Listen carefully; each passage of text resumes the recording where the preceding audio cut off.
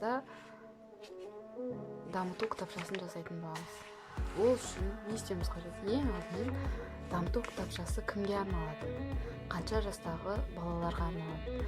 Осыны саралап, соған лайықты деңгейде алдымен осылай сызып аламыз. Менде мынау көріп тұрғандарыңыз ең алдыңғы бірінші бет болады, яғни ойын форматында болады.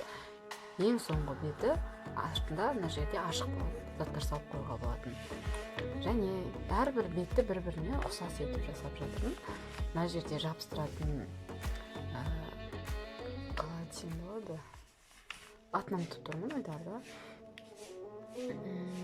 Театр сияқты, ойын сияқты сондай кубик-кубиктер болады, ал менде гүлдер болады. Гүлдердің бетінде түймелер, яғни алым салынатын деңгейде болады. Келесі мына жерде лабиринт болады. Бұл мақсатына жету лабиринті. Оны сеткамен жасаймын. Міне ол үшін мынандай арнайы сетка пайдаланамын. Ал екінші ойында ол жерде моншақтарды жоғарғы жаққа қарай, төмен қарай түсіретін болады. Келесі бетте менде пирамида болады, және мұнда фруктылар болады. Фруктыларды бір-біріне жабыстыратын болады. Сәйкестендіріп табатын, яғни осы артық заттардың барлығын мұнда артына салып қоюға болады.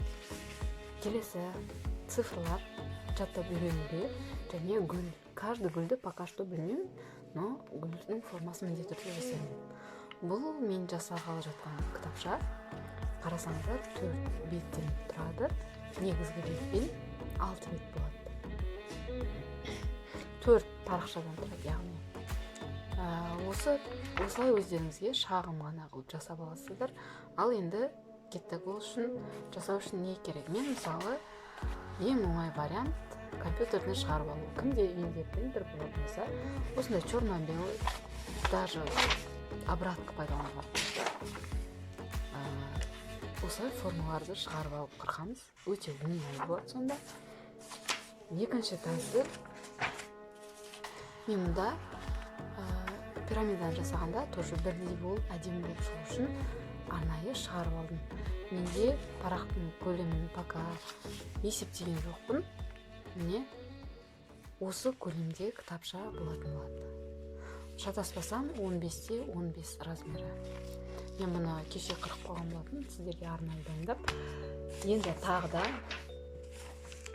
келесі мәселе. Немесе өздеріңіз былай қолдан сызып қырқастыр. Мен гүлді осылай өз қолмен қырықтым. Мына жерге түймелік ретінде сызып қойдым. Гүл болады. Және тағы да көрсетейін дегенім. Так. Мұнда қолдан просто обой, керек емес обойда сызып, каждыйын сызып қырқып қойдым. Не осылай уже менде дайын. Так.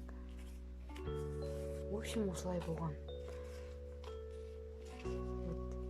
Балалар түгілі өзім шатасып отырмын қазір. Да, вот.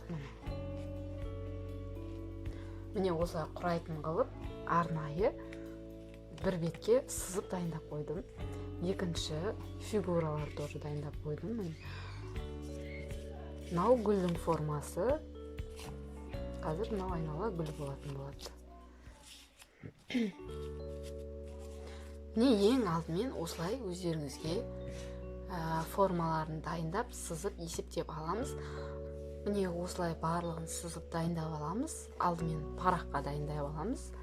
Лекала ретінде. Ал келесі сіздерге айта кететін нәрсе, фетр таңдайсыздар. Фетр таңдағанда жұқа фетр болмасын. 2-1,5 мм қалыңдық жарайды.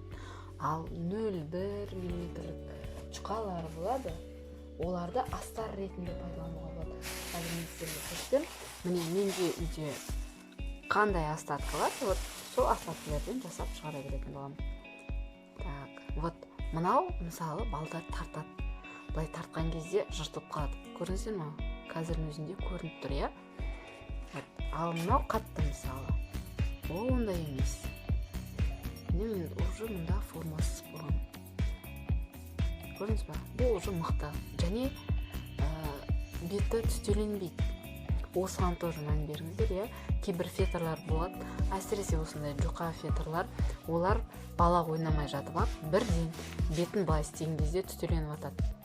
Ол мүлдем кітап жасауға келмейді, себебі бұл кітап одноразовый емес, балалар өте ұзақ уақыт ойнайды. Бұл мен сіздерге жасағалы жатқан кітабым, екінші жасағалы отырған кітабым. Менің қызыма 1 жас туған кезде, білетін болсаңыздар, көркем деген кітап шығардым, иә. Сол көркем деген кітаппен ол әлі күнге дейін ойнайды. Бір отырғанда жарты сағатқа дейін ойнайды, қызығып, прям ішіне кіріп ойнайды. Ал қасында отырып каждый элементті түсіндіріп айтып отырсаң, ол одан больше ойнайды және қайтадан алып келіп, мынаны ойнайықшы деген секілді. Вот сол себепті фетр таңдағанда дұрысын таңдаңыздар. Және тағы да керек болатын нәрсе, бізге моншақтар қажет болады. Лабиринт жасаған кезде түйме қажет болады және оформление жасағанда осындай әртүрлі моншақтар пайдаланатын боламыз. Ал келесі сабақта көріскенше сау саламатта болыңыздар.